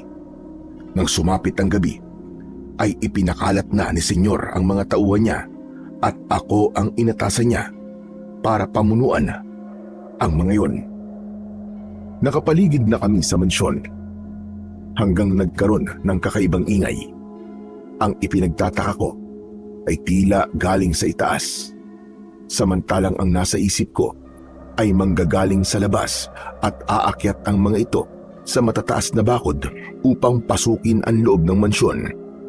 Kaya lamang, mga lumilipad na aswang pala ang aatake. Gamit ang baril na ipinahiram sa akin ni Senyor, ay agad kong inupakan ang mga lumilipad na aswang. Sapul at tila sumasabog ang kampo ng dilim ng aking mapuruhan. Maging ang ibang tauhan ay walang tigil sa pagtira sa mga lumilipad na aswang. Tinitiyak na walang makakapasok ng buhay sa loob ng mansyon dahil ang agad na puntirya nito ay ang kwartong kinaroroonan ni Senyor Olivio. Kaya lamang, sadyang marunong din manlinlang ang mga aswang na lumilipad. Ang iba sa kanila ay may kakayahang magpalit ng anyo at nagiging aswang na katulad ng mabangis na hayop gubat. Wala akong kamalay-malay na meron na pala sa aking likuran at bigla akong dinambahan ito. Walang hiya ka! Bitiwan mo ko! Bitiwan mo ko! Nagpagulong-gulong ako sa lupa para lang kumawala sa pagkakakapit sa katawan ko ang matutulis na kamay ng aswang. Nabitiwan ko ang baril na gamit ko dahil sa paggulong ko sa lupa. Pilit na inaabot ng pangil ng aswang ang aking leg. Maigi na lamang at nahawakan ko ang kanyang leg. Habang sakal ko ito ay pilit kong inilalayo ang kanyang nguso. Amoy na amoy ko ang nakakasukang hininga ng aswang. Ramdam ko ang taglay nitong lakas. Pero nakaramdam din ako na tila may lakas na bumalot sa buo kong katawan para labanan ang halimaw na handang lumapa sa akin. Lalo ko pang hinigpitan ang pagkakahawak ko sa leeg ng halimaw hanggang sa naramdaman kong nagawa kong baliin ang buto nito sa leeg. Kaya naman, naramdaman kong lumuwag ang pagkakakapit ng mga kuko nito sa katawan ko. Nang kumawala na ito, ay saka ko ibinalibag ang aswang sa labas ng mataas na bakod. Kaya lamang, hindi pa pala roon matatapos yun dahil may iba pang mga aswang na papasugod sa akin bukod pa sa aswang na lumilipad. Kaya naman, nagmamadali kong hinanap ang aking baril na nabitiwan ko kanina. Salamat na lamang at agad ko tong nakita. Maagap kong dilampot at pinaputukan ang halimaw na papasugod sa akin. Sumasabog ang katawan at tumitilamsik ang dugo sa bawat tama ng punglo ng hawak kong baril. Nang mapatay ko ang ilan pang aswang na lumapit sa akin. Napansin ko ang paglapit ng isang anino. Si Senyor Olivio yun. Mahusay! Napakahusay mo, Waldo. Hindi ko inaasahan na matatalo mo ang aswang na yon gamit lamang ang iyong kamay. Nakita nyo ang pakikipagpambuno ko sa aswang? Oh, malakas ka, Waldo. At lubha mo akong pinahanga. Kaya tama ako. Hindi ako nagkamali sa pagkuha sa iyo. Ginawa ko lang ho ang trabaho ko, senyor. Wala na mga aswang na dumating. Nalipol na silang lahat. Pero hindi ibig sabihin ay tapos na. Maaaring sa mga susunod na araw ay may susugod ulit dito upang magiganti. Magpapalakas at hahanap muna sila ng karagdagang puwersa. Hindi sila nagsasawa na lusubin ako. Pero lagi na lamang silang bigo. Umaasa pa rin sila na magagapi nila ako at sila ang kukuha ng anumang kasaganaang tinatamasa ko ngayon. Kahit sa mundo ng mga aswang, hindi nawawala ang inggitan at kasakiman. Kaya gusto ko sana, Waldo, ay maging kauri kita at maging tunay na kakampi. Senyor, kung maaari ho sana, saka na lang natin pag-usapan yan. Sa ngayon, masaya po ako sa pagiging tauhan nyo. Sige, Waldo. Pero sana pag-isipan mo mabuti ang alok ko sa'yo. Kapag naging kauri ka na namin, magkakaroon ka ng kakaibang lakas. Lalo kang katatakutan at magkakaroon ka ng mas malawak na impluensya. Dahil ang katotohanan, kaya nagiging sunod-sunuran ang mga namumuno sa bayang ito. Dahil sila man ay kauri ko na rin. Aswang na rin sila na nagagawa kong pasunurin sa aking gusto. Kaya hindi magtatagal. Ganap ng magiging kauri ko lahat ng mga mayayaman at may kapangyarihan sa bayang ito. Ang mga tao, ang mga magsasaka, mananatili sila sa pagiging pangkaraniwan dahil sila ang magiging sunod-sunuran sa mga katulad naming aswang bilang mga alipin. Hindi ako makapaniwala sa sinabing yon ni Senyor Olivio. Mga mayayaman, mga may kapangyarihan sa lipunan, sa kanilang bayan, sila ang nagsasabuatan para maging aswang upang gawing alipin at pahirapan ang mga pangkaraniwang tao. Sila ang nagbabaon sa mga magsasaka at mamamayan upang maging mas mahirap palalo habang silang nasa itaas ang siyang nagpapasasa. Isang katotohanang nagdulot ng kirot sa dibdib ko para sa mga gaya kong pangkaraniwan lamang. Kaya nga tama lang ang aking pinaplano. Kailangang mawakasan na ang kasamaan ng mga nilalang na ito. Hindi sila dapat nagtatagal pa sa mundo. Sa akin din pananatili sa mansyon, ay nakita ko na umaasa si Senyor Olivio sa mga tauhan niya. Ang katotohanan ay hindi naman siya ganun kalakas, kundi nagiging malakas lamang siya dahil sa kapangyarihan niyang mag-utos na agad namang sinusunod ng kanyang mga tauhan. Isa nga ako sa ginamit niya para bigyan siya ng proteksyon, na siya namang paraan ko para gawin ang aking plano at pangakong tulong para sa mga magsasaka at naninirahan sa baryo.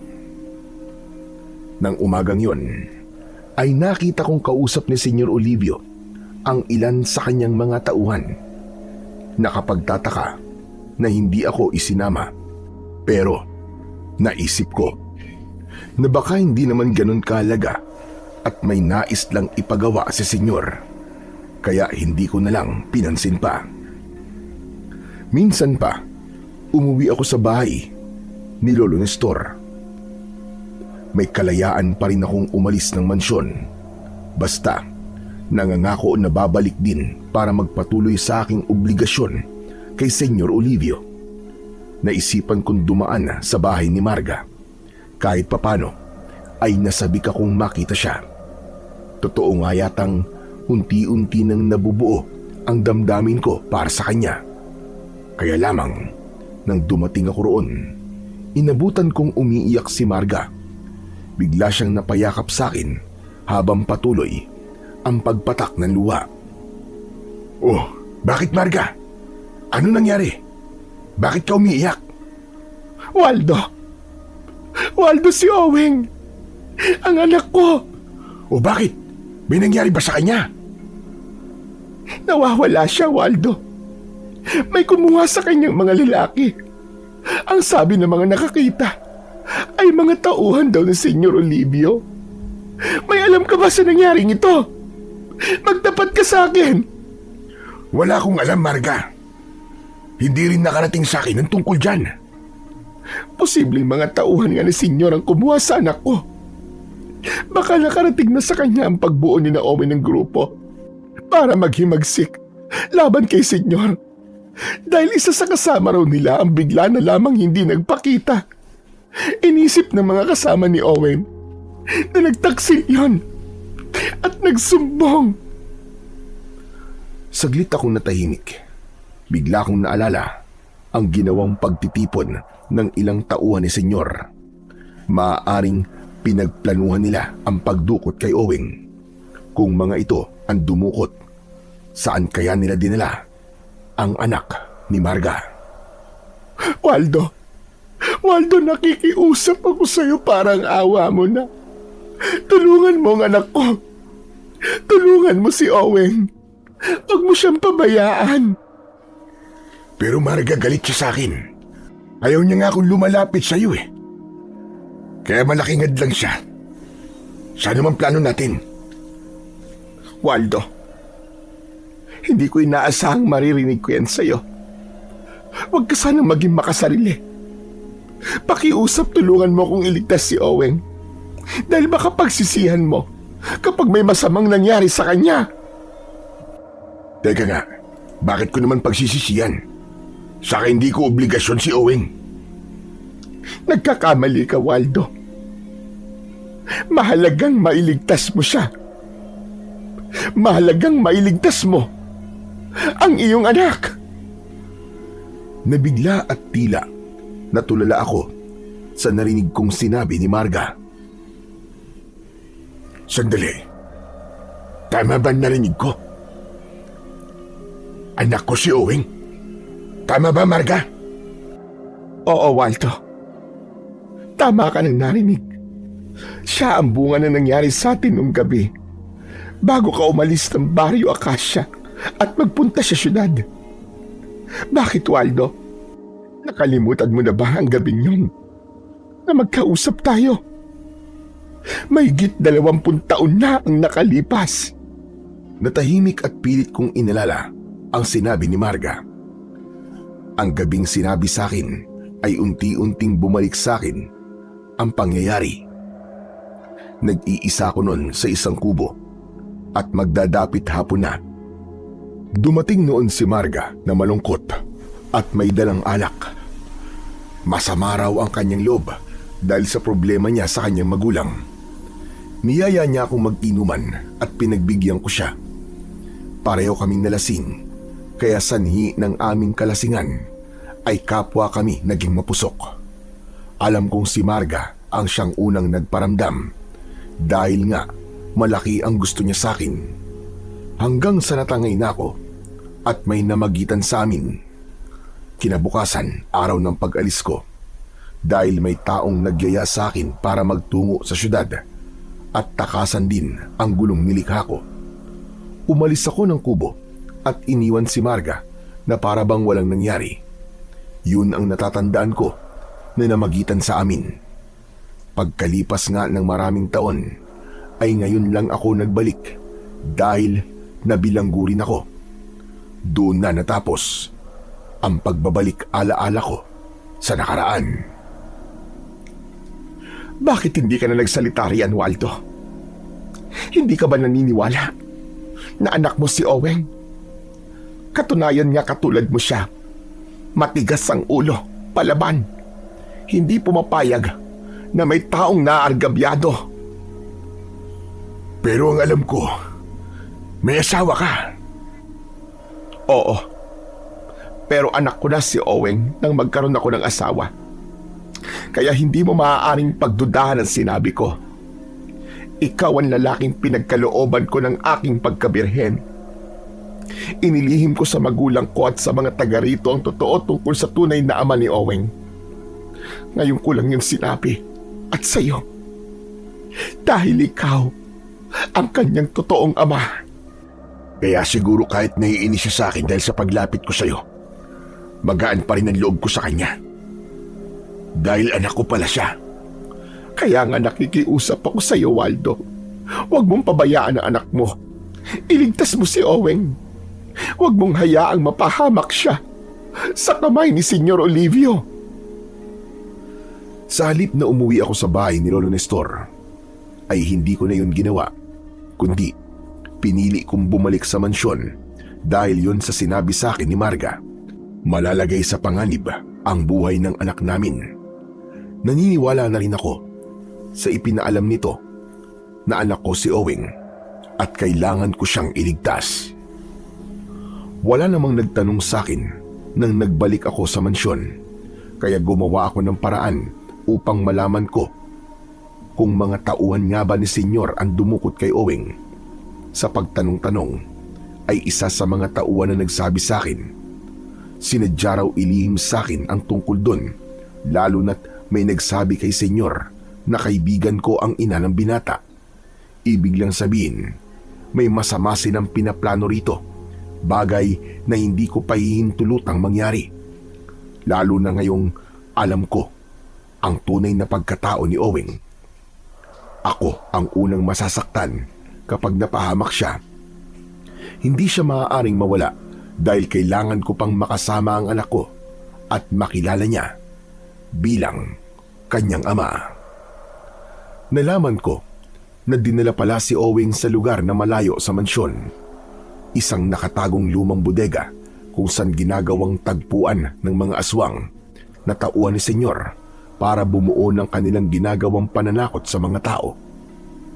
Ayon sa nakausap ko, ay si Senyor Olivio mismo ang magpaparusa at tatapos kay Oweng dahil hindi nito nagustuhan ang ginagawang pagbuo ng grupong vigilante para kontrahin at labanan ang kanyang mga ipinatutupad para sa mga magsasaka at naninirahan sa baryo, pati na sa ibang lugar.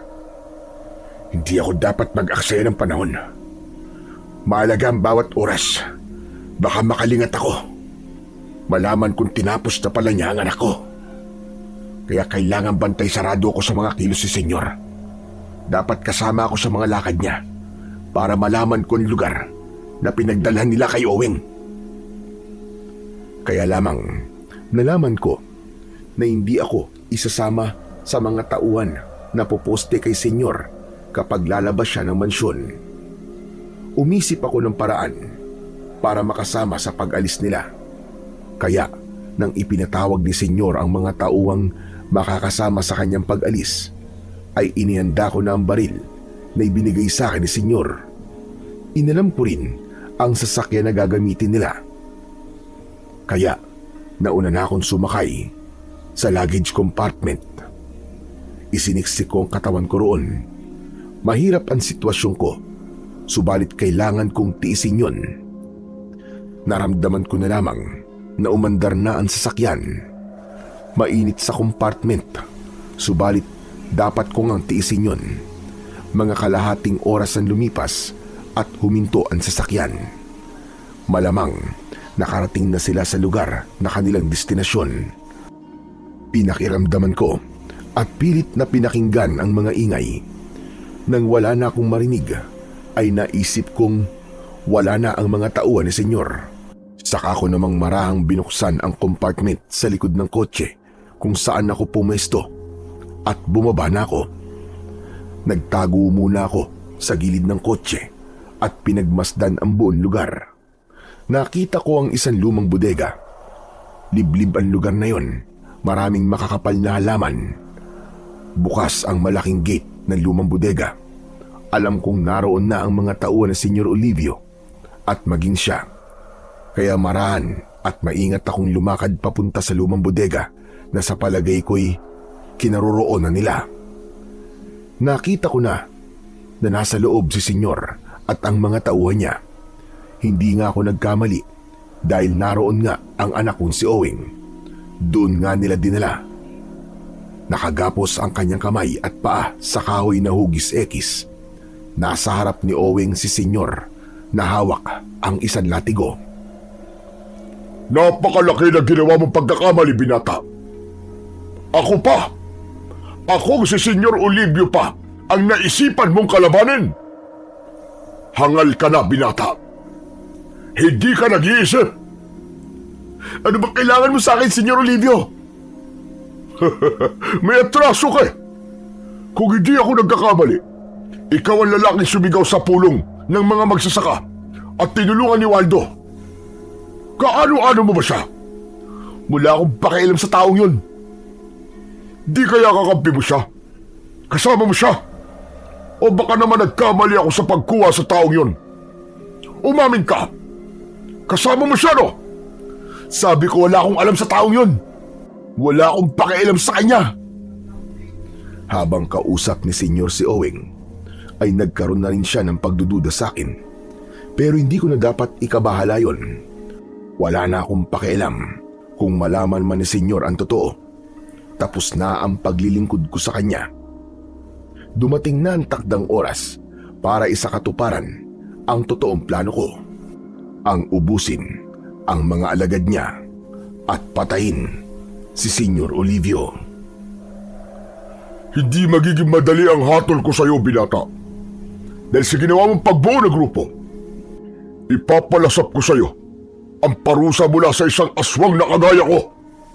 Mararamdaman mo ang galit ng mga kauri ko.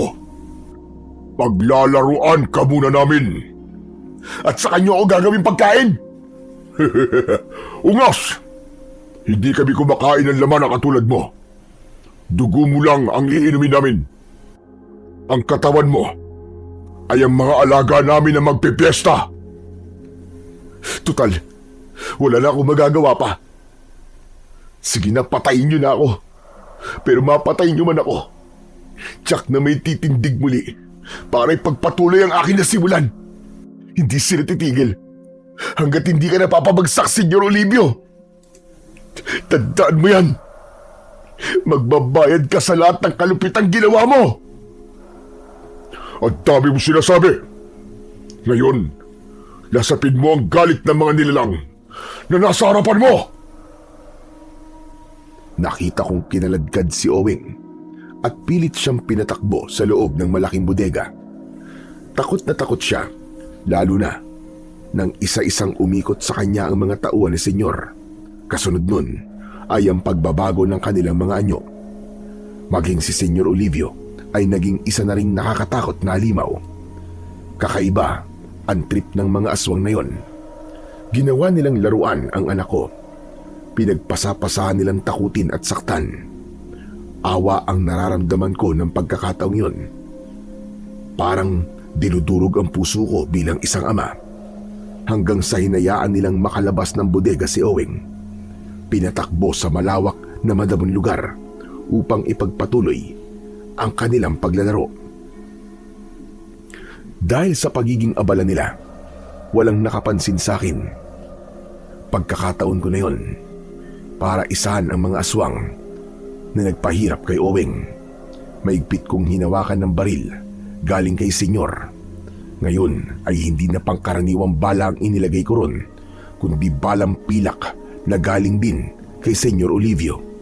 Ang sandatang bigay niya ang tatapos sa kanya, maging sa mga tauhan niyang aswang. Isang tauhan niya ang pinaputukan ko at bumulagta kaagad. Ang malakas na putok ng baril ay naging hudyat para magulat at mataranta ang Senyor, maging ang iba pang mga aswang. Ano nangyayari? Bakit may bumaril sa kasama natin? Merong ibang nakakaalam ng lugar na to. May kalaban na narito. Hanapin siya! Nagkanya-kanya sila ng hanap, subalit nahirapan silang hanapin ako. Nagawa ko namang isa-isaing paputukan ang mga nakita kong aswang. Ilan lang ang tauhan na kasama ni Senyor at isa-isa na silang bumulagta hanggang si Senyor na lamang ang natira. Samantalang hindi ko makita si Owing kung nasaan na ito at kung saan nagtatago. Huwag kang duwag! Kung sino ka man, harapin mo ako! Magtuos tayong dalawa! Tila hinahamon ako ni Senyor Olivio. Akala yata niya ay malilinyang niya ako. Kaya mula sa mayabong na halaman na kinaroroonan ko, ay inasinta ko ang aswang na si Senyor Olivio. Kinalabit ko ang gatilyo ng baril at tinamaan siya sa kanyang dibdib. Loko! Sapul ka ngayon, hayop ka! Tignan ko lang ang yabang mo! Kaya lamang, nanatiling nakatayo si Senyor. Ang bala na tumama sa kanyang katawan ay dinukot lang niya gamit ang kanyang matulis na kuko. Pagkatapos ay naghilom man sugat sa kanyang katawan. Saka pinitik niya ang bala at bumagsak sa lupa. Mukhang hindi nga siya nagyayabang, kundi totoong hindi ang bala ng baril na hawak ko ang papatay sa kanya. Nagdulot yun sa akin ng pagkabahala. Paano ko papatayin ng aswang kung hindi niya iniinda ang armas ko? Naramdaman niya ang kinaroroonan ko dahil sa paggalaw ng mga halaman. Lumundag siya papunta sa akin, kaya ganun na lang ang pagkagulat niya nang makita niya ako. Ikaw? Ikaw ang tumapos sa mga tauhan ko at planong pumatay sa akin? Oh, dahil hindi dapat binubuhay ang katulad mong demonyo. Hindi pala dapat kita pinagkatiwalaan dahil traidor ka pala. Hayop ka! Mas hayop ka! Isang halimo na hindi dapat binubuhay. Kaya tatapusin na kita! Ulol! Anong tatapusin? Akala mo yata ay matatapos mo kung gamit ang sandatarian? Nagkakamali ka! Habang nasa harapan ko si Senyor, ay napansin ko ang paggalaw ng halaman sa kanyang likuran. Biglang lumabas doon si Owing na may hawak na matulis na kahoy. Dapat ka nang mamatay! Nagwala ang halimaw sa ginawa ni Owing. Subalit bigla itong bumaling pagtalikod para harapin si Owing. Handa siyang tapusin ang binata. Sinunggaban ni Senyor Olivio ang leeg ni Owing. Maigpit ang pagkakahawak niya at nakita kong kinakapos na ng hininga ang anak ko. Ayaw mo talaga akong tigilan, ha? Bitiwan mo siya, senyor! Huwag mo siya saktan! Hindi ko lang siya sasaktan, kundi tatapusin ko na siya! Ako na lang ang patayin mo, senyor! Huwag siya! Uunahin ko na muna siya at isusunod kita! Naging maigpit pa ang pagkakasakal ni Senyor kay Owing. Kasunod ang pagkagat nito sa leeg para ganap na itong tapusin. Hindi pwedeng wala akong gawin. Kaya lamang, hindi tinatablan ng bala ng gamit kong armas ang aswang. Pero ikinasa ko pa rin ang hawak kong baril at inasinta si Senyor Olivio. Saka ko pinaulan ng bala. Nabitiwan niya si Owing at bumagsak sa lupa. Nang mabitiwan niya ang anak ko, ay humarap sa akin ang aswang at habang binabaril ko siya, ay lumakad papalapit sa akin. Hindi niya iniinda ang mga bala ng baril na bumabaon sa kanyang katawan. Hanggang sa pagkataranta ko, ay may mga bala na tumama sa kanyang ulo. Napahinto siya sa paglalakad. Nakita kong nanghina ang aswang nang tamaan sa kanyang ulo. Umagos ang dugo at kumalat sa kanyang muka. Saglit pa ay napaluhod na siya at nanghihina ito hanggang sa tuluyang tumimbuwang. Saka ko lang naintindihan na sa ulo pala ang kahinaan ng aswang na yon. Inubos ko na natitirang bala sa kanyang ulo. Halos magkanda butas-butas yun sa tama ng bala. Dumako ang atensyon ko kay Owing. Puro dugo ang katawan at may malaking sugat sa kanyang leg. Hindi ko alam ang aking gagawin ng pagkakataong yun. Paano ko ba siya tutulungan? Lumuhod ako sa kanyang harapan dahil nais kong yakapin ang anak ko habang tumutulo ang aking mga luha. Owing anak, lumaban ka. Hindi ka mamamatay. Magkakasama pa tayo. Huwag kang susuko, anak. Lumaban ka! Habang nasa bisig ko ang nahihirapan kong anak, ay napansin ko ang itim na telang pulseras na ibinigay sa akin ni Lolo Nestor. Inalis ko yon at inilipat sa braso ni Owing. Hindi ko alam kung may magagawa ito para iligtas ang anak ko, pero ayon kay Lolo Nestor, ay may magagawa ito sa panahong kailangan ko ng tulong. Pagkasuot ko ng pulseras kay Owing, ay sinabayan ko ng pag-usal ng panalangin habang nakapikit ang mga mata para sa kaligtasan ng anak ko. Pagkatapos kong manalangin, ay idinilat ko ang aking mga mata.